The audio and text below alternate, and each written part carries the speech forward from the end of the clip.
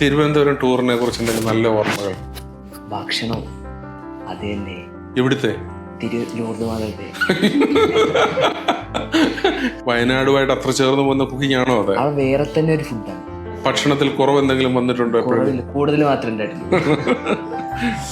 രാത്രി പൊറോട്ടയും ബീഫും. ആ സമയത്ത് പൊറോട്ടയൊക്കെ കിട്ടിയല്ലേ? ഞങ്ങൾ പൊറോട്ട വളരെ കുറച്ച് കൊടുക്കുന്നതാണ് അവിടെ. ബിരിയാണി ആണോ? ഒരാഴ്ച ഫുള്ള് ചിക്കൻ തന്നെയാണ്. ആണല്ലേ?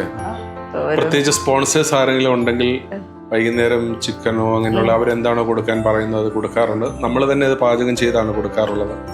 പുറത്തുനിന്ന് ഭക്ഷണങ്ങൾ നമ്മൾ അകത്ത് അങ്ങനെ കേറ്ററിംഗ് സർവീസസിൻ്റെയോ അങ്ങനെയുള്ളവരുടെ പ്രൊമോട്ട് ചെയ്യാറില്ല.